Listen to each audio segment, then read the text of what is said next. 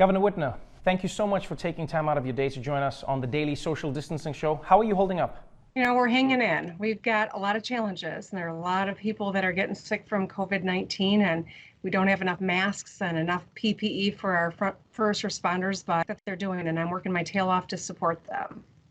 Your state now has, last I checked, the third highest cases of coronavirus in the United States. Dr. Fauci himself said that he's worried about Detroit and Michigan as a whole. Do you have any explanation for why you're seeing such a rapid growth in the cases of your state? Is it because of being a transportation hub? Is it because of an explosion in testing? What do you think is going on right now? I think there are a lot of things that contribute to it. Detroit is an international destination, and it is with our big airport. We got a lot of people traveling in and out. We've got, serious poverty issues as well. 40% of our residents live below the ALICE standards, and we know that poverty is a pre-existing condition, right? If you don't have access to health care, if you've got higher rates of diabetes or coronary disease, these are all things that exacerbate an illness. But COVID-19 is, without a cure, without a vaccine, highly contagious and deadly.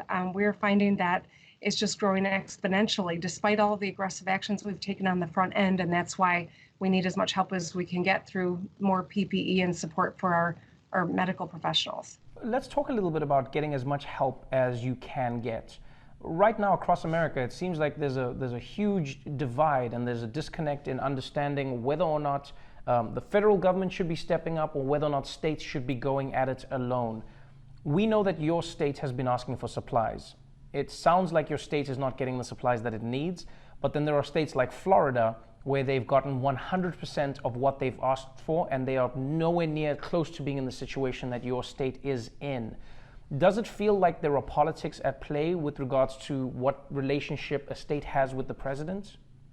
Well, all I can say is this, the fact of the matter is it's on all of us to remember that the enemy is the virus. It's not one another. It's not the federal government versus the states. My experience is similar to that of a lot of other governors, and Republican and Democratic, frankly, that we're not getting as much as we hope to from the federal government. And so we've got to supplement that by contracting with anyone we can buy masks from or test kits from. And we're ending up bidding against one another. And it's really a destructive way about going, to fix this problem. A national strategy with a national buying power that actually ensured everyone had equitable access to what we need when we need it would be the wisest thing to do. But we're in this situation, and like governors across this country, I'm going to do everything I can. So whether it is working with businesses inside Michigan, like the big three who are stepping up to start producing components to ventilators, we're going to see, the arsenal of innovation is going to be right here within our borders, but we've got a lot of work to do. The unfortunate thing is our need is right now.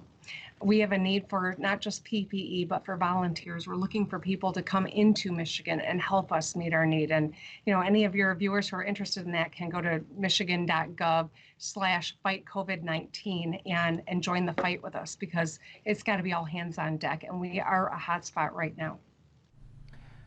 It's hard to talk with you or speak with you and not ask you about the comments the president made about you. I think you have a shirt that might be exactly that woman from Michigan. An extremely dismissive statement and one that sparked a conversation across the country, where Trump flat out said, if you are not nice to him, he will not help you. I believe that Vice President Mike Pence still called you. Is it difficult for you during this period to be dealing with politics whilst at the same time trying to deal with a crisis? I don't think any of us has energy to deal with politics right now. All of our energy, all of our focus has to be on meeting the needs of our people. People are dying. Every day we are announcing, the additional people that have tested positive for COVID-19, the number of lives that are lost. Those are stories. Those are people who leave loved ones and family. Those are people who relied on a healthcare system to meet their needs, and frontline providers who put their own health at risk to take care of others. I don't have any time to think about fighting anything other than COVID-19, and that's precisely why I say let's not fight one another. We are not the enemy. This virus is. Right now, we know we are chasing a few things. We're hoping to get a vaccine. We're hoping to find treatments for the virus. We're hoping to get ventilators and PPE for people who are treating the coronavirus. But beyond that, all most people can do is stay at home and stay away from other people. As a governor of a large state where many people work in blue-collar jobs and they work from paycheck to paycheck, do you worry about a tipping point where people no longer see the positive effects of waiting at home and say, no, we're going to go back out into the streets? Are you worried about that at all? Of course I am. You know, each of these orders that we issue as governors weigh heavily on us. When I close bars, I know that that means there are going to be people who get laid. I know it means that there will be businesses that will struggle to ever reopen again.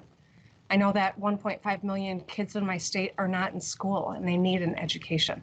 And half of them get their meals at school because of free and reduced lunch. Every decision we make weighs heavily and has ramifications. And I do worry that people will get impatient or start to get feeling, cabin fever being at home so much. And yet we know with a novel virus for which there's no cure and there's no vaccine and it spreads incredibly, aggressively and it's deadly, that the best thing we can do is not to see one another. And it's really hard for people to get their minds around, but this virus can't transfer from one person to the next if we're not together.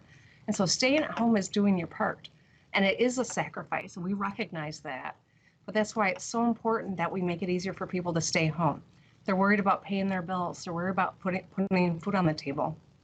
So making sure that we are able to have that kind of support that people need is really important for the health of the individual, for the health of communities, for the health of our economy in the long run. And that's why everyone's got to do their part. Well, I'm hoping everyone takes your word. Hopefully, the federal government will be getting you what you need. And good luck to you and your constituents. Hopefully, we'll be speaking to you on the other side. Thank you. Thanks so much. Thank you so much for your time, Governor. Thank you. Have a good one.